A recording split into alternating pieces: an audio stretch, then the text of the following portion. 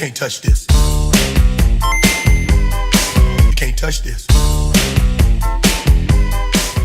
E aí, pessoal, beleza? Vamos começar então a nossa segunda aula, semana 1, PET 1, para os segundos anos. Olha só, o tema dessa semana é a racionalidade científica. E nós vamos, de certa maneira, aprofundar um daqueles 4 saberes que nós aprendemos no PET da semana passada. Esses 4 saberes são os saberes filosófico, científico, religioso e do senso comum, né? O tema de hoje, a racionalidade científica, exige de mim 2 comentários rápidos, né? O primeiro deles é que de uns tempos para cá, a ciência tomou o lugar dos outros saberes na nossa vida. Então, por exemplo, antes onde o saber religioso existia, agora não pode existir mais, porque algumas pessoas acreditam que ciência e religião são coisas opostas. Então, ou se prefere a religião, ou se prefere a ciência. E geralmente a ciência acaba ganhando, né? Porque o método dela nos convence muito mais. E o segundo comentário é de que, por isso, pelo fato de que a ciência tomou muito lugar na nossa vida, nós acabamos nos jogando nos braços dos cientistas como se confiássemos nele 100%. Ora, do que eu posso dizer para você desses 2 comentários que eu fiz? O primeiro é o seguinte: a ciência não explica tudo, nunca vai explicar tudo, nunca explicou tudo e também não tem, ela mesma, pretensão de explicar tudo, certo? Então, quem se entrega na ciência porque está cientificamente comprovado tal coisa ou outra coisa, está fazendo algo que é bastante idiota, porque nem a própria ciência, ela chama para si o objetivo de explicar tudo que existe. Outro ponto que eu preciso comentar é que, se nós nos colocamos totalmente à disposição da ciência, nós não conseguimos aquilo que nós precisamos para viver no dia a dia. Como assim, professor? Eu não concordo, acho que é o contrário, porque a ciência nos dá tecnologia e a tecnologia nos ajuda a viver o tempo todo. Mas imagina, né? Quanto tempo demora para que um cientista faça um experimento, repita esse experimento várias vezes e chegue a uma conclusão. A sua vida, ela é muito mais rápida que isso. A vida é instantânea, né? Tem pensadores que dizem que a vida é um tiro a queima-roupa, né? Ela é bem próxima. Você tem que decidir o tempo todo o que você vai fazer, né? E a ciência, ela não consegue te acompanhar. Em outro lugar está algo que nós chamamos de cultura, mas que não é o tema da nossa aula de hoje. Então, o que precisa ficar claro para você rapidamente é que a ciência não dá conta de explicar tudo, embora muita gente ache que sim, e mesmo que ela explicasse tudo, ela não acompanha a velocidade da nossa vida diária, certo? Então a ciência não está com tudo. Mas no caso da ciência, né, que é a racionalidade científica, o tema da nossa semana, ela exige um método, né? Porque como é que funciona a ciência? Nós até temos aí um comentário no PET sobre o método científico através de 4 pontos, né? O primeiro deles, apresentação do problema. Então o cientista, né, vamos dizer, sei lá, o agrônomo, ele vai lá e fala: por que será que o café que dá em determinadas regiões, ele é melhor do que outros, né? Esse é o problema dele. Aí ele passa para o próximo passo do método, que é o passo da hipótese. Ele pensa o seguinte: provavelmente é porque quanto mais alto, o ar é mais rarefeito, as temperaturas são um pouco mais baixas, e é disso que a planta, né, chamada café, gosta. Essa é a hipótese dele. O que ele vai fazer em seguida? Ele vai testar a hipótese dele. Então, o que ele vai fazer? Ele vai visitar vários cafezais, cafezais em terras mais baixas, cafezais em terras mais altas, em terras mais quentes, em terras mais frias, e ele vai coletar dados para poder chegar ao 4º ponto, que é a conclusão, certo? Então ficou claro isso para vocês? Como é que o método científico funciona? Você tem um problema que você identifica no mundo, você tem uma hipótese de por que aquele problema surge, você tem a experimentação, né? Você vai começar a pesquisar para poder testar a sua hipótese e no final você vai concluir essa hipótese, certo? Se você for para a faculdade, é isso que você vai ter que fazer no seu TCC e na sua monografia. Você vai procurar um problema, propor uma hipótese, tentar ver se essa sua hipótese faz sentido e concluir se faz sentido ou não faz sentido, né? Basicamente é isso, mas na hora de fazer é muito mais difícil do que parece, certo?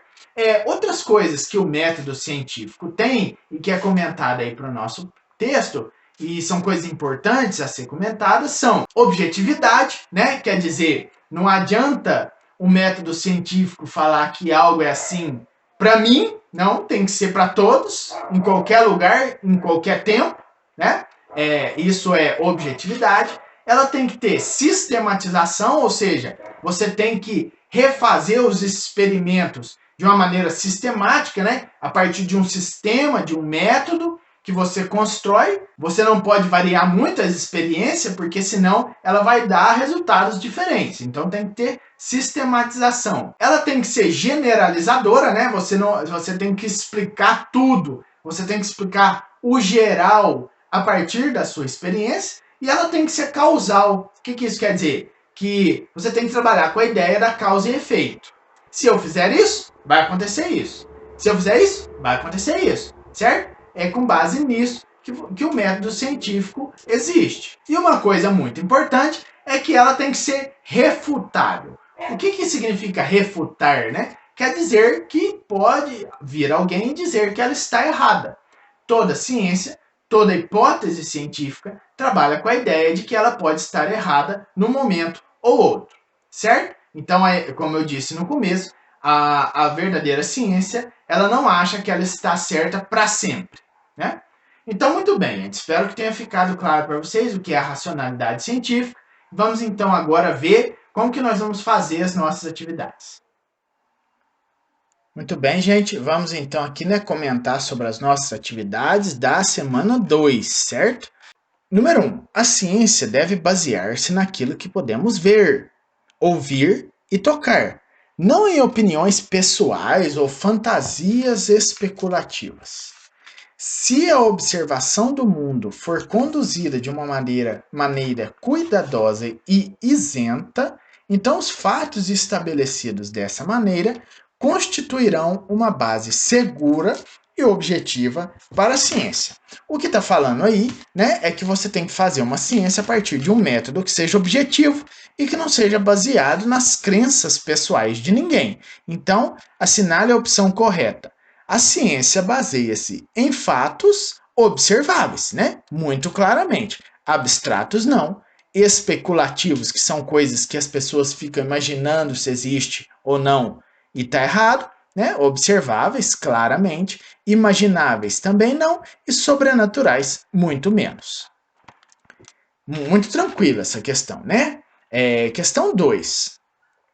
Um cientista trabalha com a hipótese de que a pressão atmosférica altera o ponto de ebulição da água. Propõe então um experimento que visa medir com precisão a temperatura de fervura da água em diferentes atitudes.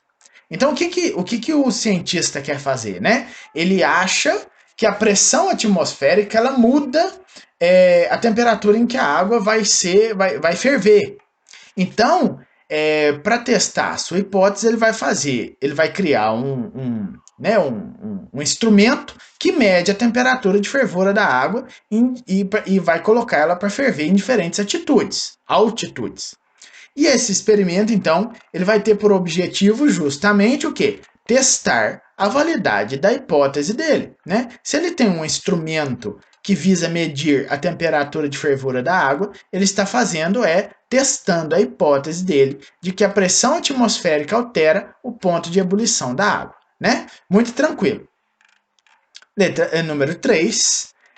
No início do século XXI, os membros de um grupo de investigadores se infiltraram em vários hospitais psiquiátricos, fazendo-se passar por doentes.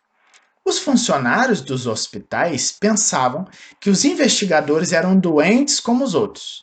Apesar de se comportarem com normalidade, descobriram rapidamente que tudo quanto faziam era interpretado pelos médicos como sinal do problema mental inscrito nos formulários de admissão. Por que razão os médicos não perceberam? Não perceberam o quê, né? Que os investigadores estavam agindo normal, né? Não estavam agindo como louco. A experiência revelou algo sobre o poder de um pressuposto dominante, né? Uma vez que você aceita uma hipótese, tudo pode ser interpretado para apoiar essa hipótese.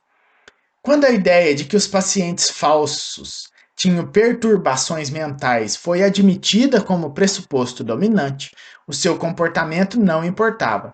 Fizessem o que fizessem, isso seria interpretado de modo a adaptar-se ao pressuposto. No geral, o que ele está querendo dizer nesse texto é o seguinte, né? Um grupo de investigadores entrou no hospital psiquiátrico, como se fossem pacientes com loucura, né, com doenças mentais. E como os funcionários, ao lerem o prontuário, né, deles lá e verem que eles estavam inscritos como doentes, mesmo que eles agissem normalmente, eles já eram vistos como loucos, né? Então ele está querendo dizer que quando você admite uma hipótese antes, acaba que depois o resultado ele é justificado pela hipótese.